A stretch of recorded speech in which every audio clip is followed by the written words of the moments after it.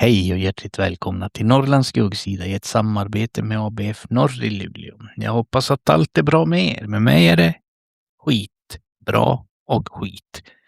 Så att, men jag tänkte vi måste ju hälsa Kalla välkommen som vanligt. Hon är ju här idag också. Så hej Kalla, allt väl med dig? Hej José, ja det är bara bra. Det är Härligt. inte skit, det är bra. Det är bra, ja. Ja men vad bra, vad bra. Nej, jag är bara som jag berättade, jag är ju så jävla trött. Ja. Och svårt att sova. Alltså, det är märkligt. Ja, men man vet inte vad det är. Det är så, man har så ibland. Du kanske måste börja göra någon yoga eller någonting. Meditation. Vill du att jag ska bryta ryggen eller? Nej men, Nej, men det behövs ju inte göra så mycket. Du behöver ju inte vara så här superatletisk. Jag menar, du kan göra så här meditation. Det är ju så här andnings... Jo, det kan man ju göra. Ja, och tänka sig bort och Men tänk slappna om jag- av. Och... Jo, men tänk om jag glömmer att andas då, för du vet, jag är ju lite virrig i huvudet.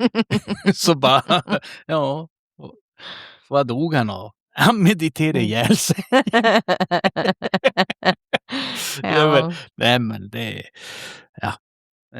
Jag tror att man har typ oftast någon sån här period under vintern, tror jag, att det är som svårt om man är, eller ja, Batterierna tar slut. batterierna tar slut och sånt där. Mm. Och det, men man får ju göra det bästa. Så jag känner mig inte lika så här wow och lika pigg och så där, men vi kör på ändå. Ja, precis. Och du ser inte heller så pigg ut. Nej, men jag är ju jättepigg. Ja, jag ser det typ, ögonen är så här halvöppna. Det är Men typ alltså- mina också. Samtidigt är ju klockan typ så här 6:30. Oj, är den så pass? Ja, och Oj. jag brukar väl ligga och sova så här om en timme. Så jag är ju i det här läget så här neråt, alltså nervarvning, du vet. Ja, Så det är lite som småbarnen. Jag måste följa mina rutiner. Vet du. Bolibompa Ja, och borsta Aktuellt. tänderna och gå och lägga sig. Och rapport. Fast då ser du den tidiga rapporten. Ja, precis. 19-rapporten, inte Jag 22. måste ju hinna äta kvällsfika också. Hinna gå och Ja. lägga mig. Oh, nej men det är ju så, nej men det är du går ju upp så jävla tidigt också ju. Ja, Så att då är det ju inte så konstigt att ifall du går och lägger dig efter Bolibompa. nej, precis.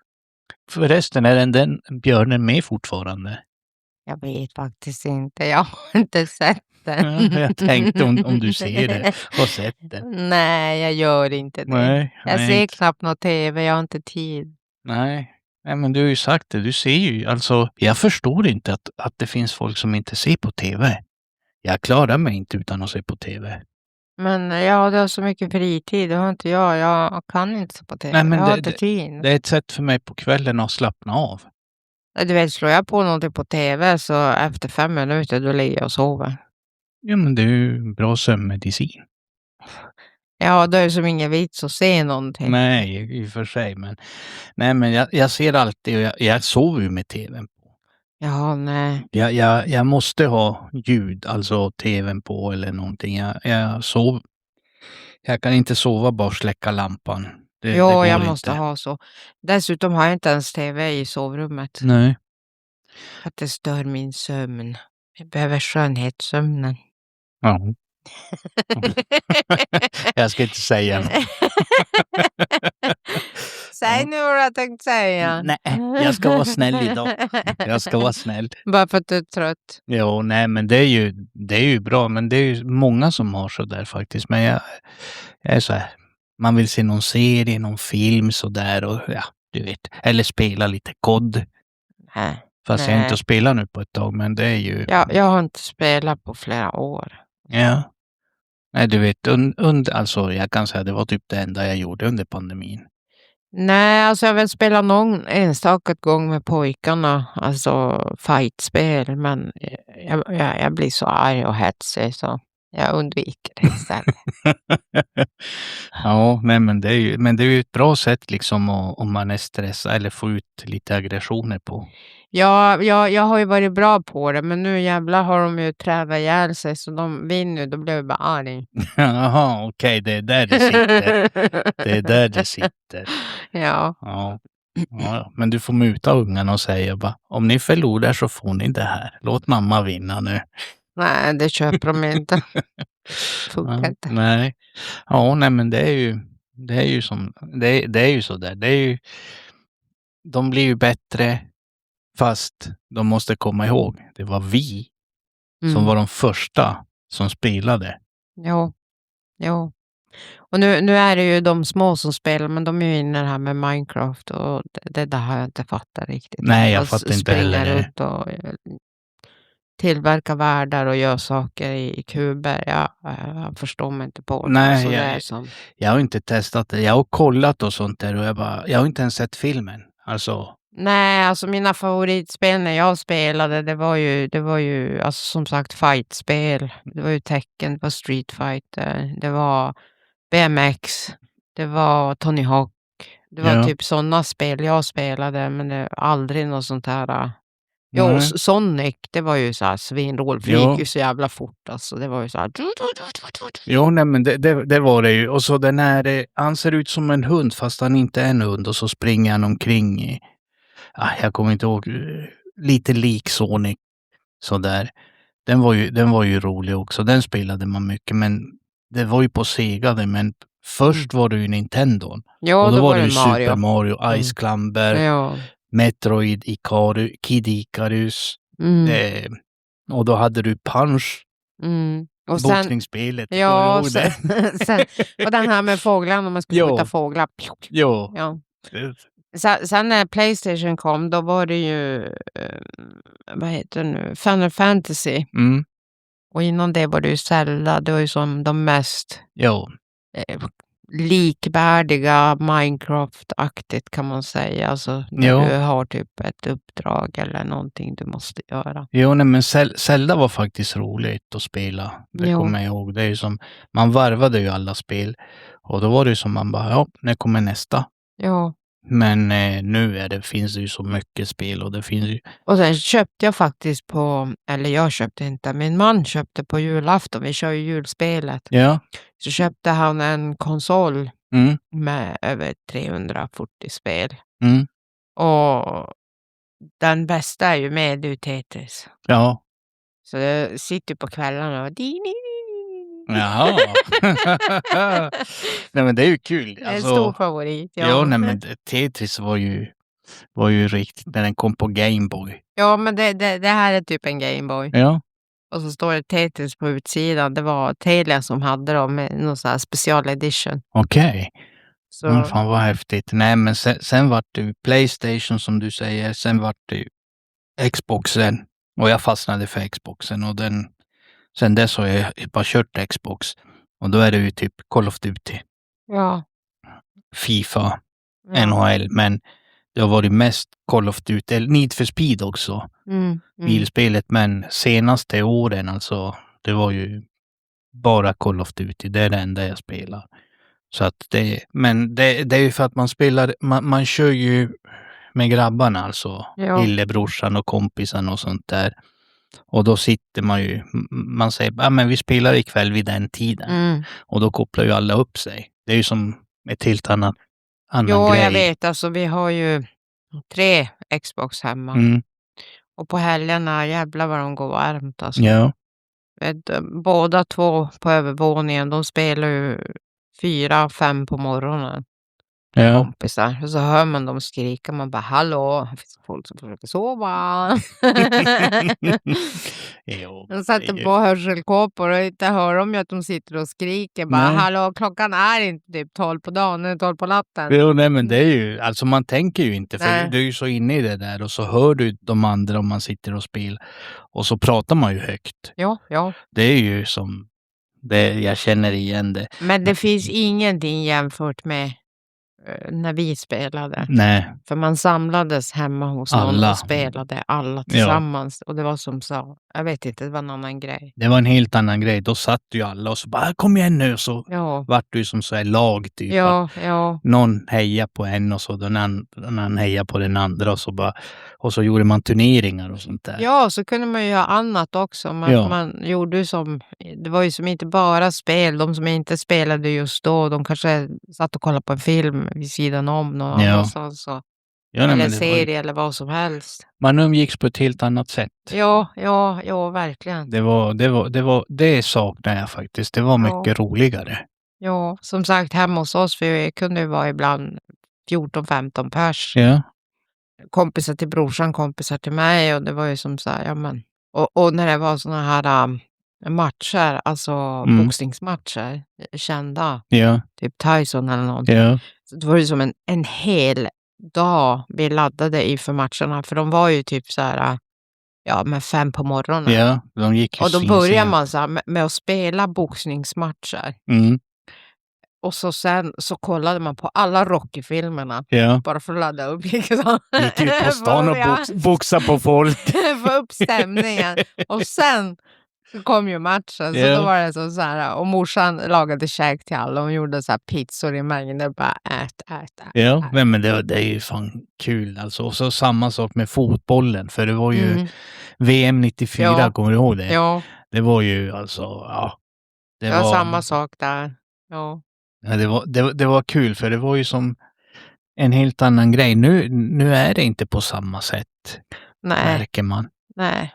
Det är ju det som är lite tråkigt alltså. Det är ju som man samlar, i och för sig nu, alla är ju gamla och typ Ja, så här. Så ja. att det är ju, Men ungdomarna idag har inte samma gemenskap, känns Nej. det som. ja, de umgås genom telefonen. Jo.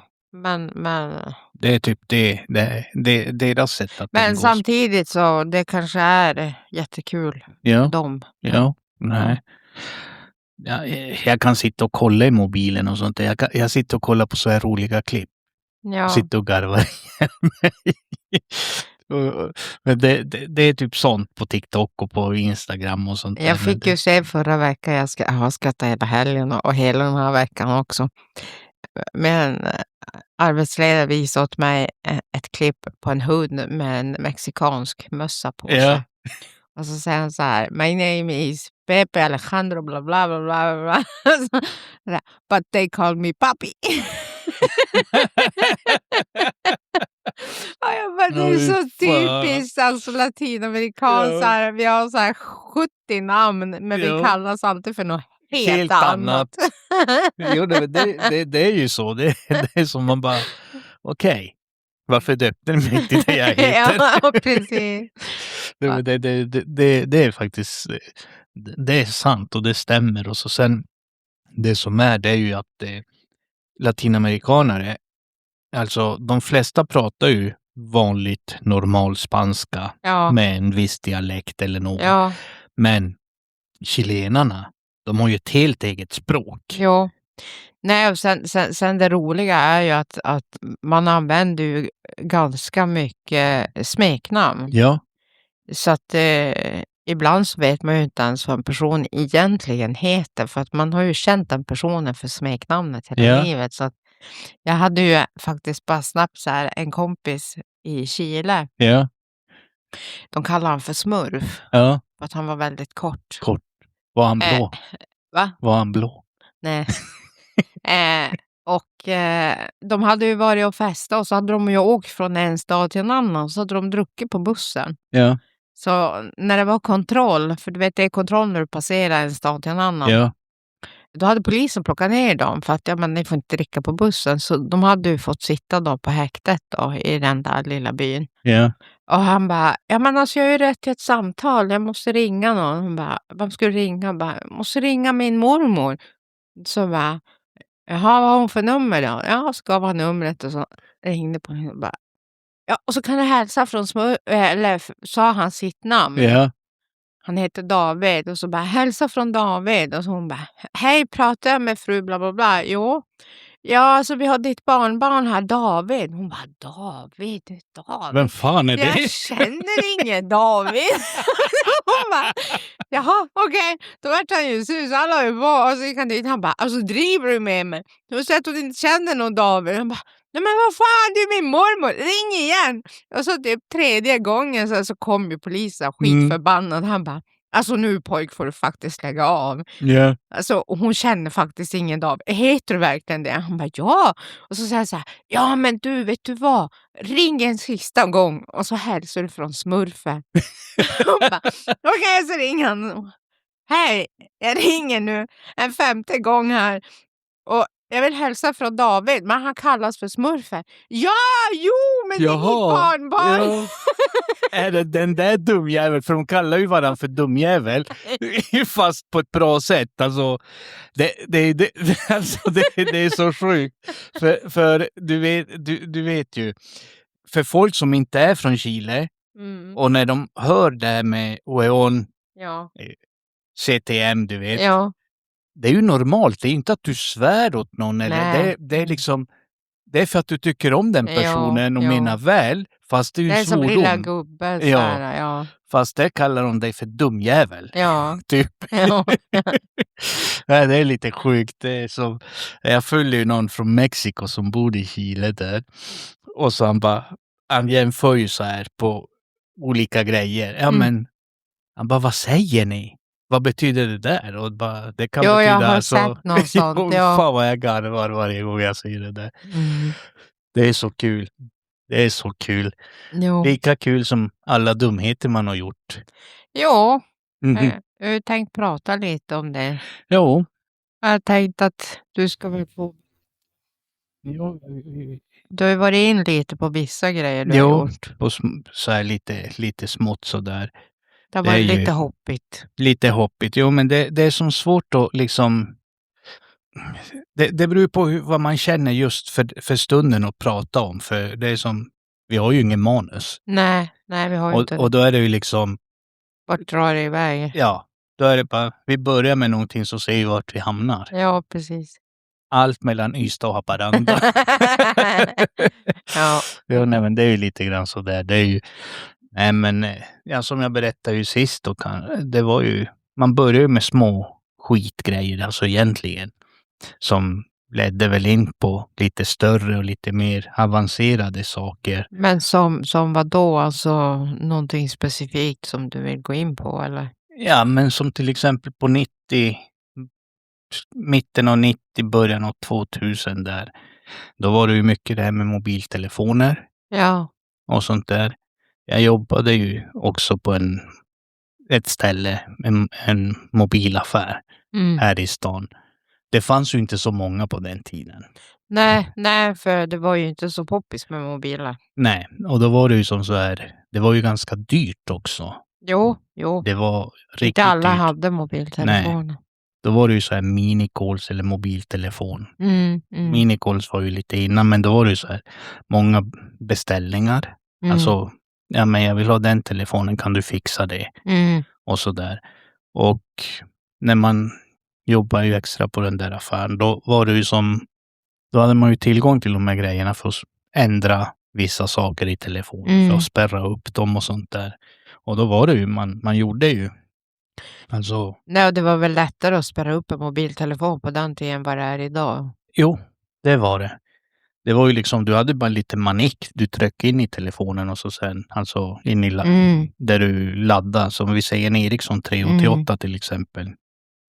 Då var det som en liten dosa du tryckte in under där du stoppar laddan.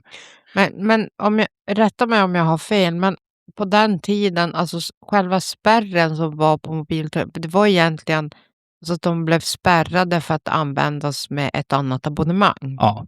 Så att om du köpte typ så här en Telia-mobil så kunde du inte använda den med typ...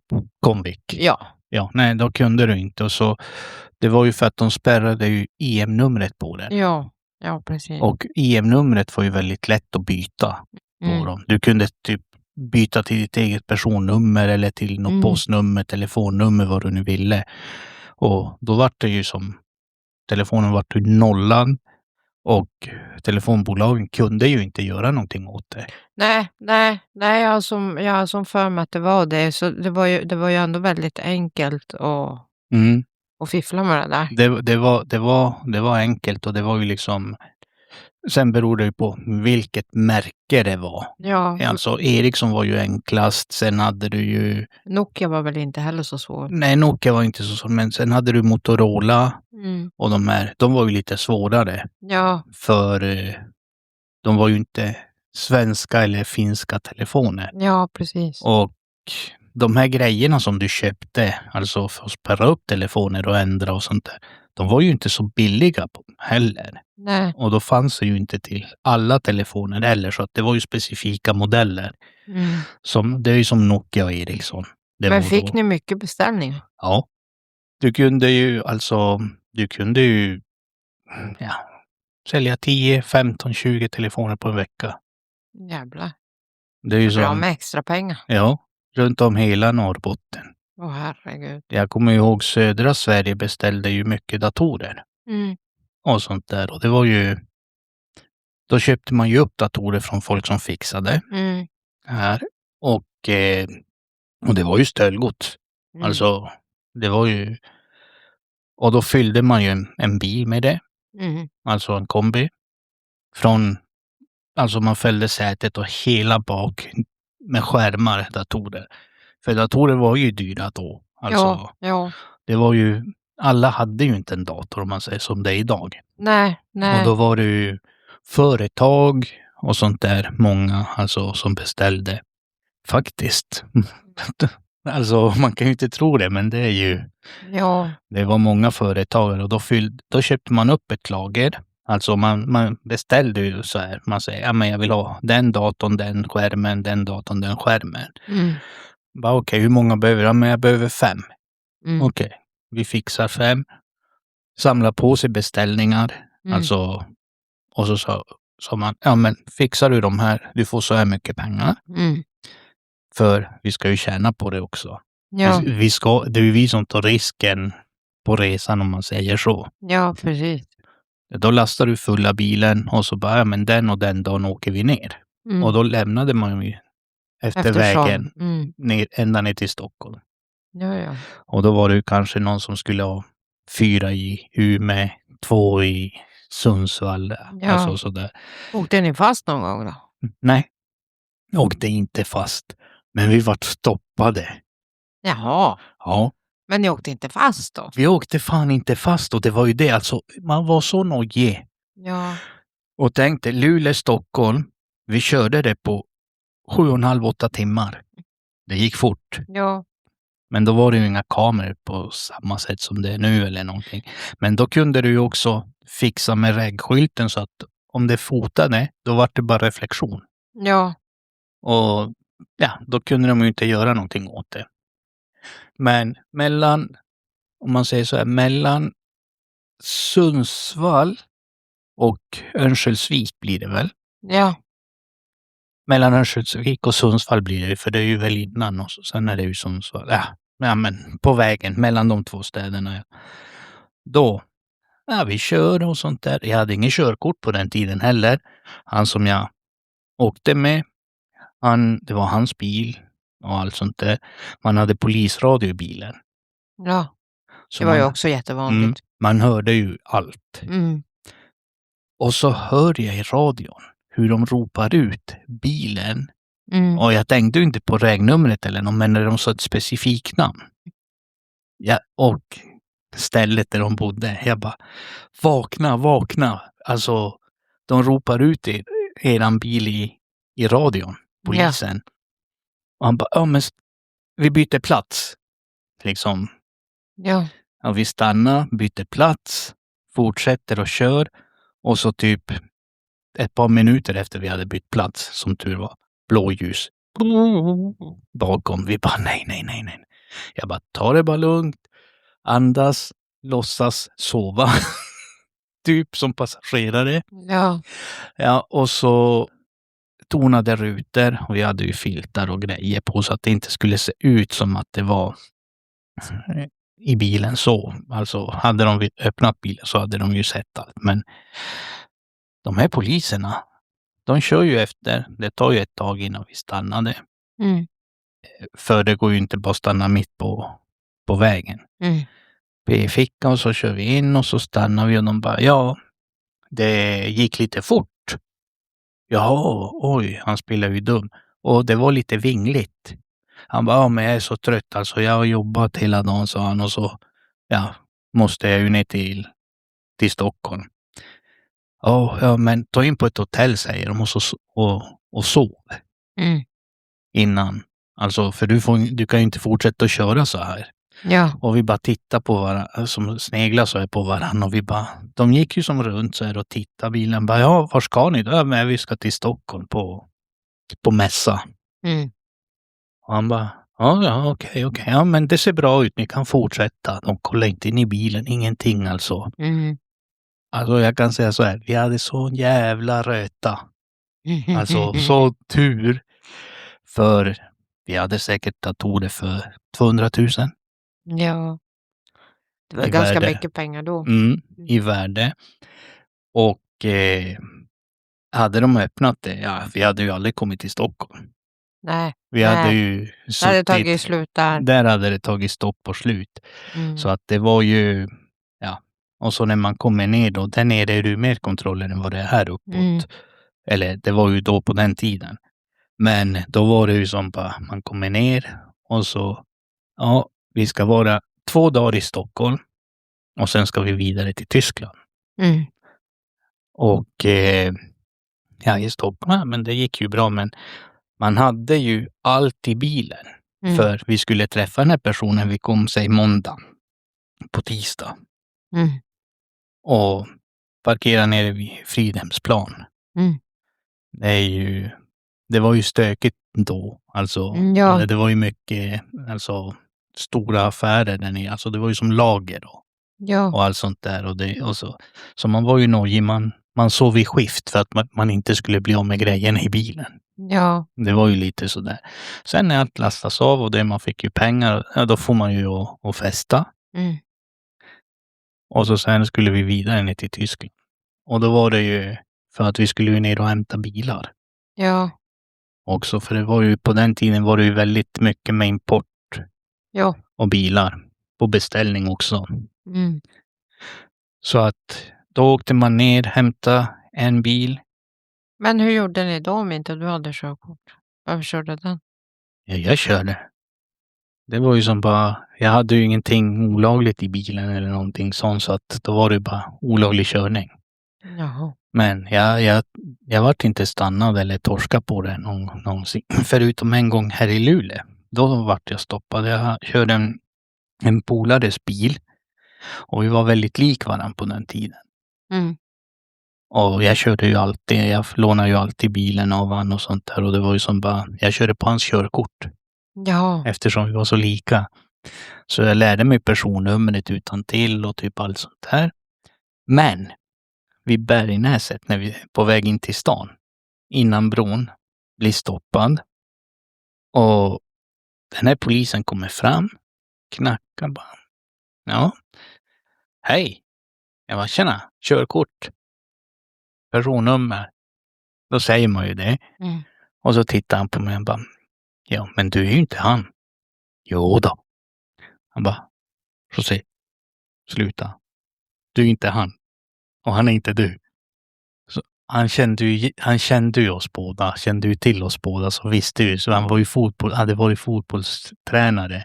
Och höll på med, han spelade ju fotboll på någon division. Och man bara, fan. Han bara, ja, du får inte köra bil, förstår du väl? Jag bara, ja men, ja. Och så spelar man lite dum så där, du vet. Och så vart det ju som ingenting. Ja. Ja, han bara, ja. Nu kör du tillbaks den bilen, du parkerar den. Jag vill inte se dig någon mer i en bil. Alltså, du får åka bil, men du får inte köra. Jag bara, okej, tack så mycket. Alltså, han var ju schysst. Ja. På så sätt. Och då sa jag det till polaren och då var det bara, ja, men jag vet, de ringde och så var det ju som bara, ja, sådär. Så, men det vart ju som ingenting av det. Alltså, jag har ju haft tur. Ja. Väldigt mycket tur. Ja, jag hör det. Du har Alltså, haft någon skyddsängel med dig. ja, förmodligen. Och så sen har man ju varit, alltså, man kanske skådespelat lite också. Ja, men Alltså, det hjälper ju alltid. Ja. Spela lite dum. Ja, och så bara, ja, nej, jag visste inte, jag fattar. Alltså, om jag säger så här, när vi bodde på Porschen, jag bytte, vi hade ju en liten bil. Vi hade ju en vanlig Volvo och sen hade vi en liten bil för morsan skulle lära sig övningsköra med den bilen och allt sånt där. Och hon fick inte köra pappas Volvo. För nej. Den är ju, ja du vet ju. Ja. Och då var det ju som så här. Morsan sa som inget. Jag bara, ska vi fara och handla? Hon bara, ja. Jag bara, vi tar bilen. Hon bara, okej. Hon bara, men kan du köra? Jo, jag kan köra. Det är inga problem, så jag. Du behöver ju inget annat än att kunna köra. Ja. Hon bara, jaha, okej. Hon fattar ju inte att jag behövde körkort så. Ja. Hon trodde ju kanske att jag hade det för... Jag bara, men det är lite märkligt. Jag är typ 14. Och jag har inget körkort. Och så får man ut och så körde vi och så där. Och det var ju som, hände ju som aldrig någonting. Ja, då har du haft jättetur. Ja, det har jag haft på så sätt. Och det var ju lite märkligt. Man tänker ju som efteråt bara, men vänta nu. Morsan, antingen låtsades hon att inte veta. Jag tror eller det. förstå. Jag tror det. Eller så visste hon inte. Men jag tror nog mer på att hon bara... Det var väl bekvämt Ja. att låtsas. Och låtsas. Ja. För då slapp man ju åka. Och då var det ju som inte något... Men det där med datorerna och det, alltså hur länge höll ni på med det då? Det var ju på beställningar, så att vi höll ju på till och från alltså under något år. Ja. Alltså vi säger från 96 till 99, 98, 99. Ja, var det bra? Jo, det var bra cash. Det var ju bra. Men sen var det ju mer och mer, för då kunde du få ta datorn genom jobbet och genom facket. Alltså, om du kommer ihåg den där modellen de körde. Och så, då var det ju, jag kommer ihåg det här routern, ljudet, modemet. Bara, man bara, satt man där och väntade. Bara, Och så lyfte någon på telefonen. Då gick det åt helvete. Då var det kört och då har man suttit där typ i någon minut och väntat på att koppla upp sig. De var ju inte snabba. Nej, de var inte snabba. Men det var ju... Man använde ju inte datorn på så sätt som man använder idag. Nej. Då var det mer för att ladda ner musik, filmer och sånt där. Ja, men samtidigt var du ju tvungen att ha ganska snabb internet för att göra det. Och därför var det ju väldigt vanligt med såna här LAN, alltså på skolor. För skolan var ju som den enda som hade väldigt snabb internet och utan problem. Ja. De körde ju väl mest på ADSL. För hemma så var det ju som, mitt i vad det var, så när du höll på att ladda ner en film eller något, du hade typ så här halva filmen kvar och så bara krascha allt och så starta om allt och bara... Jo, nej, jag kommer ihåg. Nej, men det där med datorerna, det var ju som ganska bra, för alltså grejen var ju så här, det var ju inte så att man gjorde det varje dag, varje månad, utan det gick ju någon månad under tiden, men man klarade ju sig. Ja. För man fick ju ändå ganska bra betalt för dem. Ja. Och så där. Och så, sen var det ju... Alltså, och med mobiltelefonerna då? Och mobiltelefonerna, det var ju typ, om man säger så, från 93, 94, 95, där, 96. Under den perioden var det ju som till och från, men det vart mer när de här Nokia-kommunikatorn kom. Kommer du ihåg dem? Ja. Du kunde öppna, det var ju som en liten bärbar dator. Ja, jag hade så. Och så där, och så sen hade du ju de här Palm. Ja. Som med kalender och allt, och det var liksom bara... Och sånt var ju eftertraktat, speciellt då folk som jobbade inom företag, alltså som var företagare och sånt där. De där var ju svinbra. Jag använde ju dem till skolan när jag gick i gymnasiet. Ja. För då satt jag ju på bussen till Boden och kunde skriva alltså uppsatser och grejer. Och sen när jag kom till skolan, då kopplade jag upp mig via Bluetooth till skrivaren och så skrev jag ut allting. Så jag gjorde i princip läxan på bussen. På bussen, men det var ju bra. Så det var ju skitpraktiskt. Jo, nej, men det var ju eftertraktat, och det var ju som inte, vi säger, vad kan det nog kostat? Ja, nu säger jag bara ett pris. Ja, men 15-20 000. Och du kanske sålde den för 8. Och köpte den för 3-4 beroende på vem du köpte den av. Ja. För köpte du fler så var det ju, alltså telefoner, och fick du billigare. Det var som paketpris. Ja. Och då såldes det vidare och sånt där. Och det var ju... Höll du någonsin på med det där med att chippa spelkonsoler. Ja, Det också. ja. Fast jag hade ju en som var duktig på det, men jag fixade kunder Ja. och så där.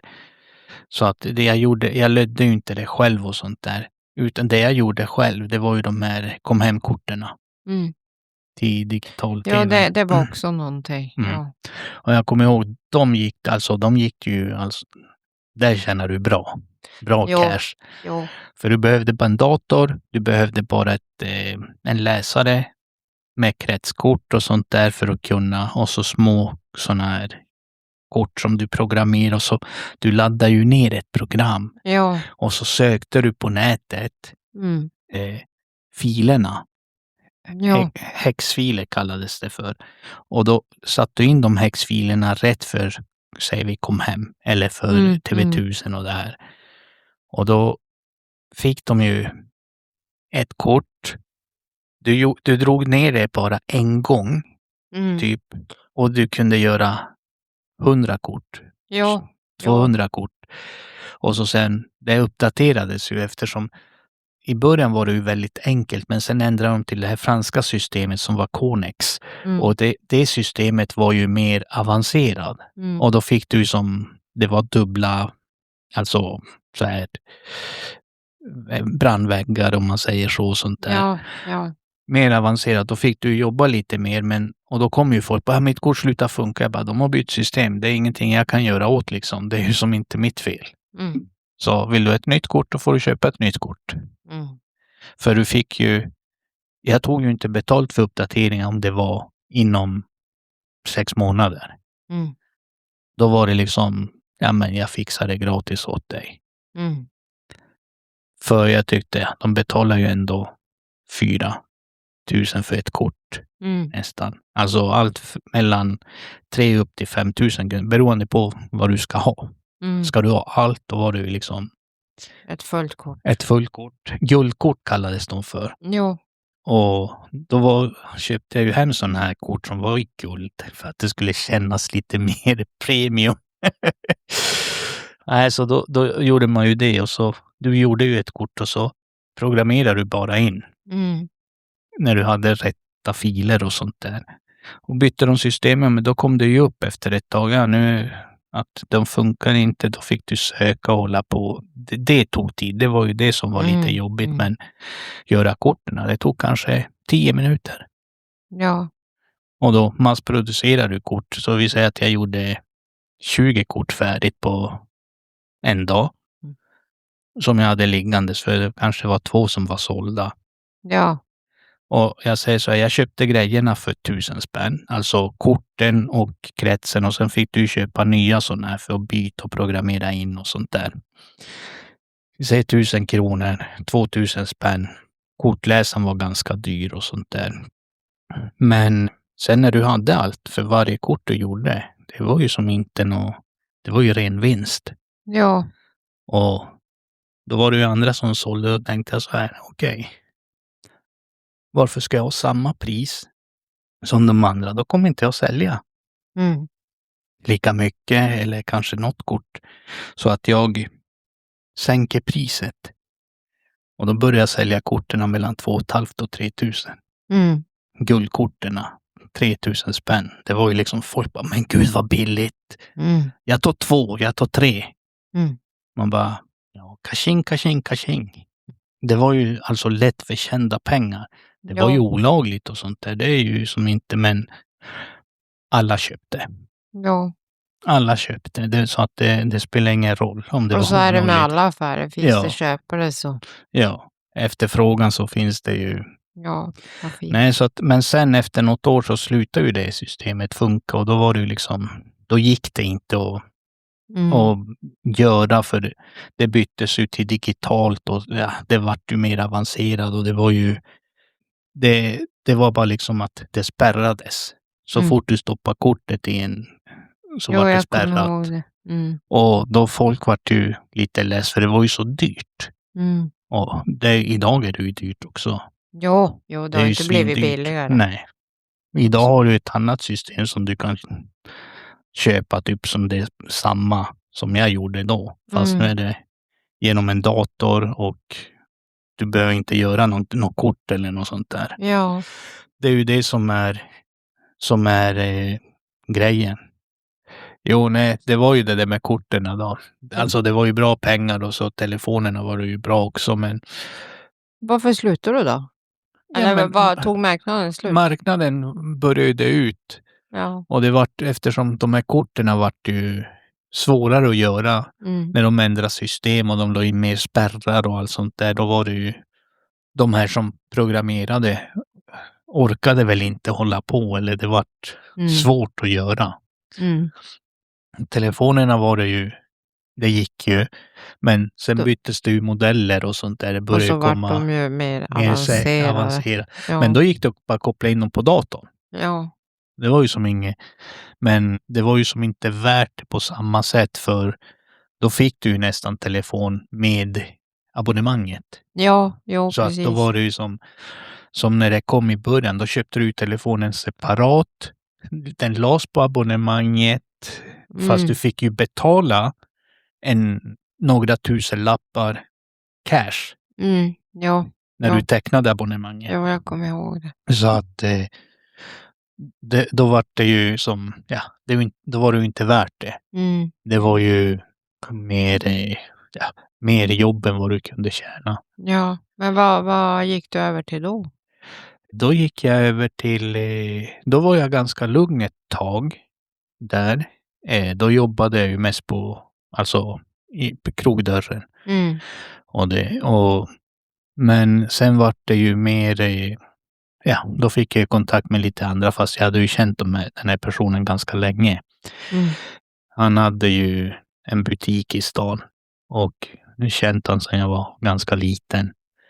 Men vi fortsatte ju ändå med, alltså nu berättar jag ju lite, jag hoppade där, men den här sen drog jag ju upp till Kiruna. Okej. 98 Ja. till 2000. Jag var ju där uppe 2 år. Och då höll jag på där uppe med grejer. Då var det ju lite allt möjligt. Alltså, då kunde det vara krogdörren, att vi bara, men det var bråkigt, det var stökigt, men vi fixar, vi ser till att det inte blir, men då får du betala extra.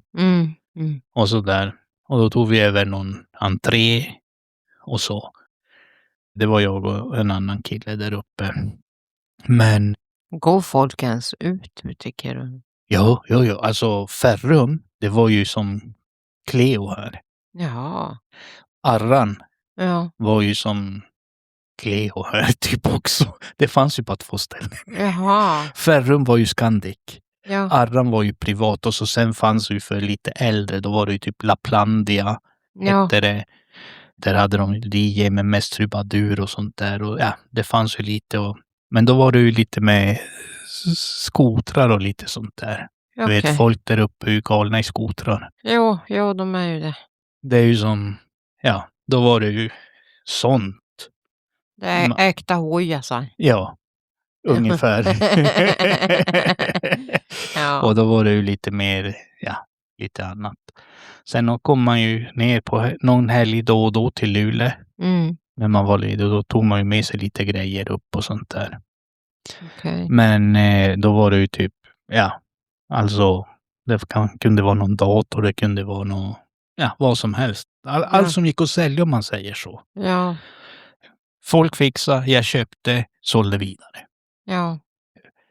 Du var mellanhanden. Jag var mellanhanden, och typ, det var ju för att de jag kände ville inte beblanda sig med dem, och de ville inte att de ska veta vilka de är, så att det var ju som en mellanhand. Men den mellanhanden utvecklades mer och mer, alltså vart mer avancerad och mer, vad ska man säga, organiserad. Men Kiruna var ju bra. Det var ganska bra faktiskt. Kallt som fan bara. Och ett jäkla mörker. Det kan jag tänka mig. Så att jag kommer ihåg första alltså när jag åkte upp första gången. Jag flög ju upp i kostym. Kavaj och det. Kliva av flyget. Jag höll på att frysa ihjäl. Alltså, tänk dig, Men vem åker till Kiruna i kostym? men hur fan skulle jag veta att det skulle vara så kallt? Hallå, titta på mig, jag är svartskalle fan. Det är väl Man alltså- vet att det är kallt Ja. här så är det dubbelt så kallt där uppe. Jo, men här var det ju inte kallt då. Det var ju typ oktober. Ja.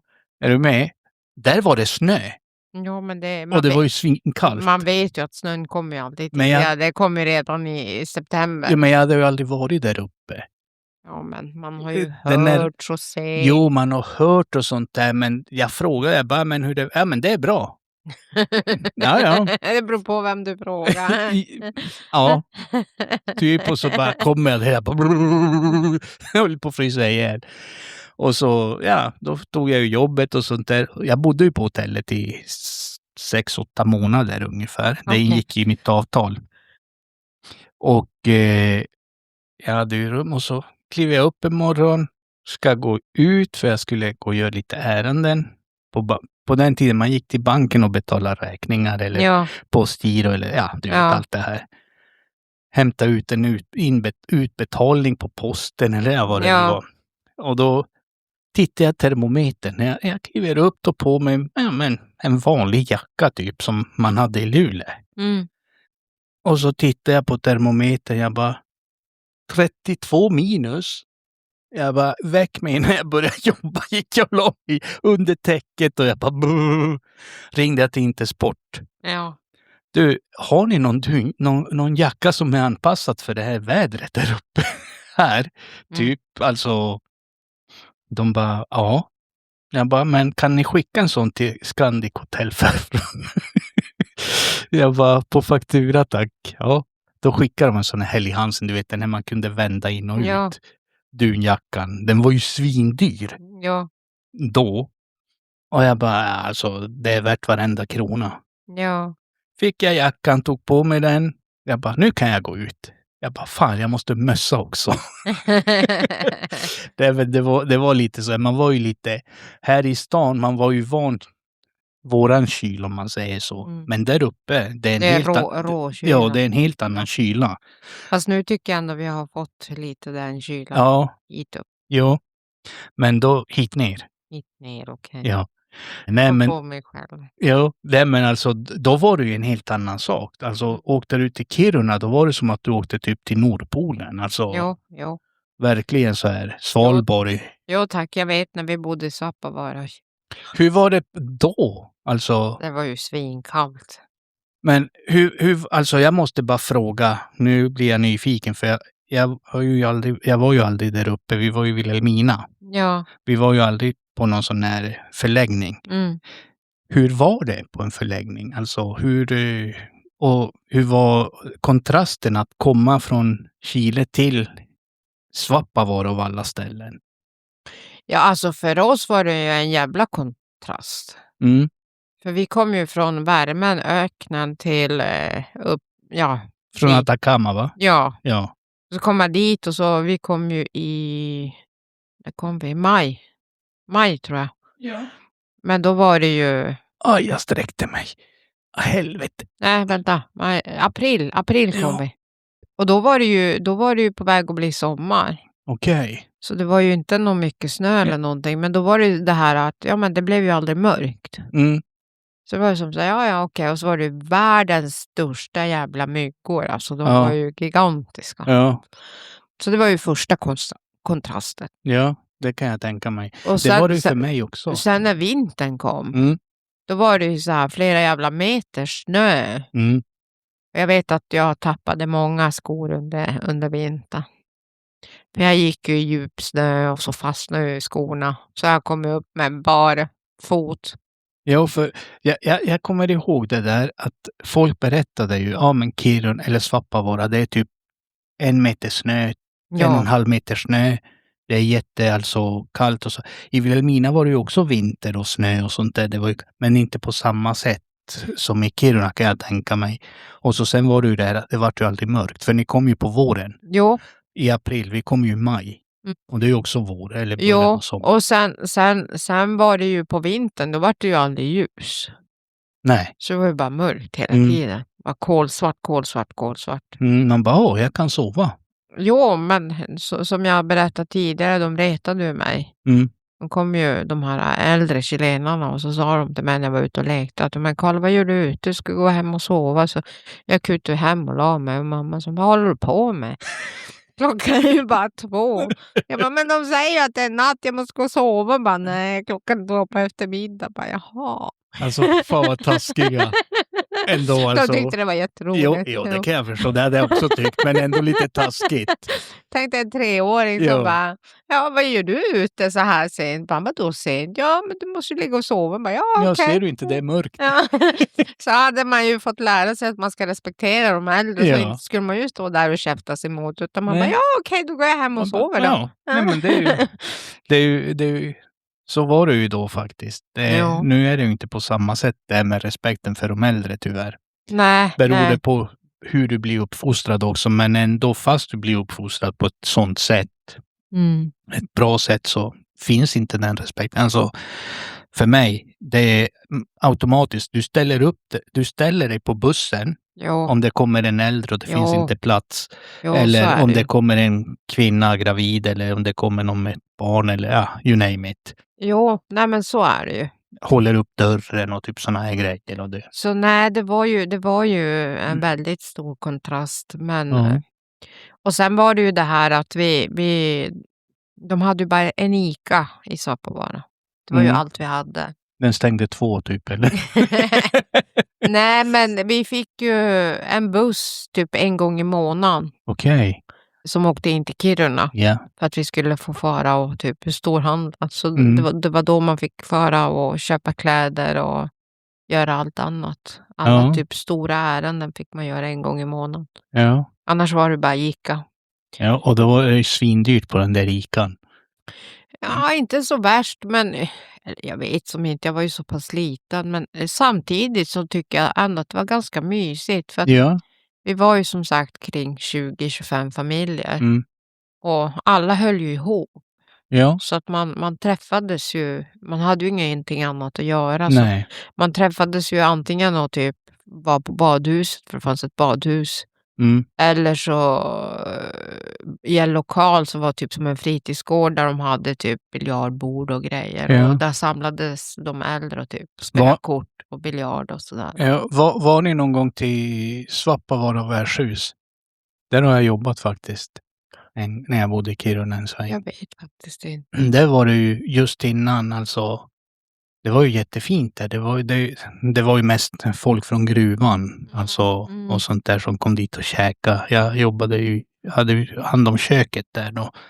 Under en period. För de fick ju ingen att stå i köket. Okej. Någon som kunde ansvara eller typ, laga käk. Och jag bara, men hur många var de? De var 3. 2 eller 3 och de slutade. Jag bara, men jag fixar det själv. Men jag vill ha så här mycket betalt. Ja, för att vara där uppe. Ja, för att vara där uppe. Och jag pendlar ju från Kiruna till Svappavaara varje dag. Och det är ganska nära. Ja, och jag tog ju bussen. För jag hade ju ingen körkort då. Och ingen bil. Eller jag hade ju kunnat köra det. Jag hade faktiskt en bil. Tillgång till en bil. Och det var ju en Toyota Celica.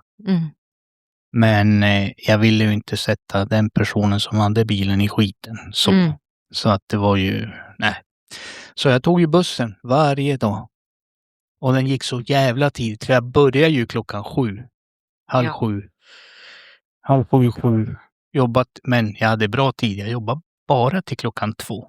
Ja. Jag vet att de äldre gubbarna, de bodde ju ett tag i Ripan. På Ripan, ja. För de jobbade där.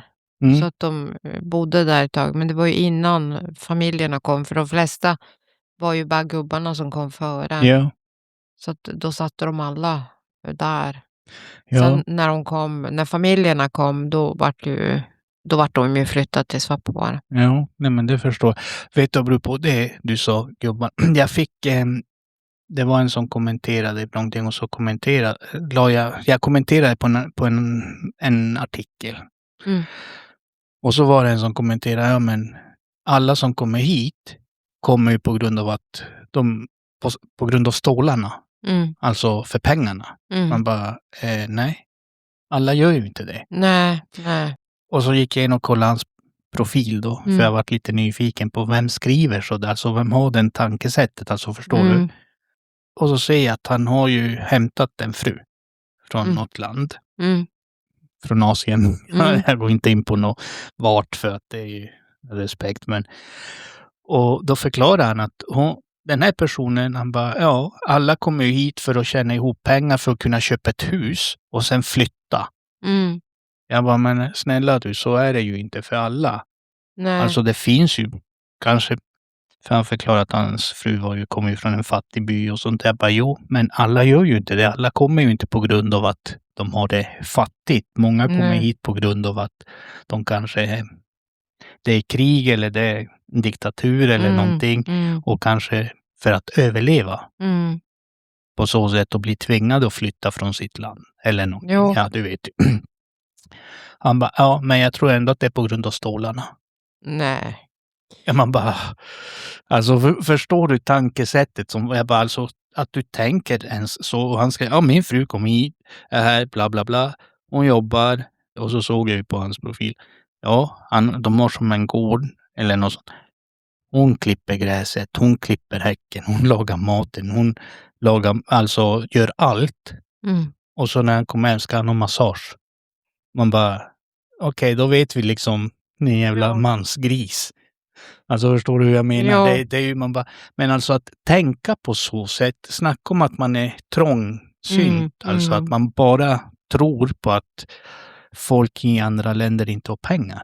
Ja, nej, och det är därför många frågar ju alltså när de träffar en, i alla fall i mitt fall, så har de ju så frågat att, men hur länge har du bott här? Ja, jag kom när jag var 3. Vad var anledningen? Ja, anledningen var liksom, det var diktatur och mina föräldrar var jagade liksom. Men vi hade ju jättebra ställt i Chile. Alltså vi har ju fortfarande ett hus och min pappa jobbade i världens största koppargruva. Så jag menar, det var ju inte att han tjänade lite pengar utan det var ju bra med stålar. Det är ju som farsan, han jobbade ju på... Och min morsa var ju välutbildad och liksom så att hon hade gått universitet och grejer, så det var ju inte frågan om det. Mina syskon gick ju, de hade ju börjat skola och det, men de gick ju privatskolor och det var ju som inget statligt eller så att det har ju aldrig varit på grund av det liksom. Nej, ekonomi, utan det var ju på grund av att det var en diktatur. Du höll du inte med i deras åsikter och du hade egna åsikter så var det inte bra. Jo, och så såg ju, det mamma berättade i alla fall, att hon och pappa, de såg ju som att visst, diktaturen kommer någon gång ta slut, men när? Och vill vi då leva i den här diktaturen i 10-15 år? Vill vi att våra barn ska leva liksom förtryckta med att inte få säga vad de tycker, inte få liksom visa vad de känner? Eller vill vi ha något bättre? Och bara, ja, men vi vill ha något bättre. Ja, och dessutom varför de valde Sverige, det var ju för att min mamma var så pass välutbildad att hon hade läst ganska mycket och hade forskat ganska mycket om andra länder och tyckte att men Sverige är ändå ett ganska fritt land. Ja. Du har rätt att liksom tycka och tänka hur du vill. Ja, nej, men det är ju så. Det är ju som... Sen alla väljer ju inte kanske heller att komma till Sverige, utan det är ju som i farsans fall. De tog ju hit han. Alltså, de tog ut han från landet så tog de han till ett land. Och då ställde ju den här personen frågan, varför flydde ni inte till ett land i närområdet, grannlandet? Ja, för att om du kanske läser innan du uttrycker det på ett ignorant sätt, så förstår du att de länderna samarbetade ju med diktaturen i... Alltså, Jo. så att det var ju som ingen idé att stanna kvar i Latinamerika. Nej. Utan då var det att åka till Europa eller något. Så sen alla kanske inte valde landet, utan landet valde dem. Alltså förstår du hur jag menar? Jo. Att de togs ju hit eller hade någon koppling och så kom var ju det hit ju. och så. I vårat fall så hade min moster hade blivit som din pappa tagen hit. Men hon kom ju redan typ 79 någon gång, 80. Det var precis när det började. så kom hon ju hit, och så de tog hit henne. Och hon hade ju bott här ett tag. Vi kom ju 88. Som Eh, vi kom 88. Ja, så då då var det ju det här att mamma hade ju läst, plus att min moster hade bott här ett tag och hade liksom bara pratat bra saker om Sverige. Och sen var det ju lättare då att få komma om du hade någon som redan var här. Ja, Och då var ju valet, ja men USA, Tyskland eller Sverige. Ja. Tyskland hade ju sitt dåliga rykte efter andra världskriget, så Ja. det var som, ja, men vill jag verkligen fly från diktaturen till ett land som har varit med i andra världskriget och gjort allt de har gjort? Ja, Men de kan hamna där igen. Och det var ju delat fortfarande ju. Ja, Öst eller och ska väst. eller ska vi till USA där det är ganska likt Latinamerika. Och kopplingar till diktaturen i Chile. Så det var som så här, ja, det finns inte så mycket att välja på. Päron eller äpple liksom. Ja, men det blir typ Sverige. Mm. Så var det ju för vårat fall i alla fall. Men precis som du säger så tycker jag det är ganska dumt att folk uttrycker sig utan att veta och läsa. Absolut. Och så sen tycker jag det är ju inte fel heller om du är fattig, men då kan man inte vara så fattig. Alltså, missförstå mig rätt nu. För om du kan åka till Sverige, det är ju inte billigt. Nej, men många åkte ut till Sverige och var fattiga. Så är det ju. Det finns ju av alla sorter. Jo, men det jag försökte säga... Många åkte ju hit, men de tog ju lån på sina... Det var dit jag skulle komma, och det är ju det här att många kanske gifter sig med någon för att komma hit. Andra kanske tar lån för att komma hit. Eller andra har den möjligheten att inte ens behöva tänka på det och kunna ta sig hit och bekosta det. Sen finns det ju de som din moster, min pappa, de blir tagna, de väljer inte landet. Nej, utan de bara, därför att de har kopplingar inom, alltså, det här politiska och allt det här. Och då är det ju som, och sen oavsett anledning tycker jag, om du är fattig eller om du är på grund av en krig eller diktatur, vad spelar det för roll? Alltså förstår du hur jag menar? Det är ju också ett sätt, alltså är du fattig, det är ju också ett sätt för att kunna överleva, skaffa dig en bättre framtid. Ja, absolut. Så att det är ju... Det finns ju ingenting som är rätt eller fel, tycker jag. Nej. Så att jag tycker att det är ju väldigt, jag tycker bara synd om den kvinnan som lever med en sån man. Men oftast är det ju sådana som far och hämtar fruar. Ja, nej men det är ju tyvärr så att det... De har en sån himla fin människosyn. Eller kvinnosyn. Ja, speciellt det, men människosyn överhuvudtaget. Ja. De tror sig vara bättre än allt och alla. Ja, man bara Gud på jorden. Ja, ungefär. Men lite så är det. Nej, men jag tycker det är helt horribelt. Nej, men det är ju... Nu flyttade vi fokus lite från det vi pratade om, men det är ju för att... Som vanligt. Ja, men det hör till. Och det är liksom, det är ju bara bra, för det blir ju bara... Fortsättning kommer ju. Precis. På det andra. Nu har ni ju fått en annan del av den berättelsen. Ja, José-berättelsen. Och den är ju väldigt lång, om man ska säga så.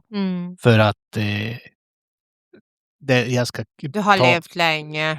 Ja, för att kunna ta... Fan, Karla! För att kunna ta allt på en och samma... podd. Ja, då måste vi nästan sitta i flera timmar. Ja. Så att det är därför det går inte att resumera liksom 60 år på 3 år. 48 år faktiskt.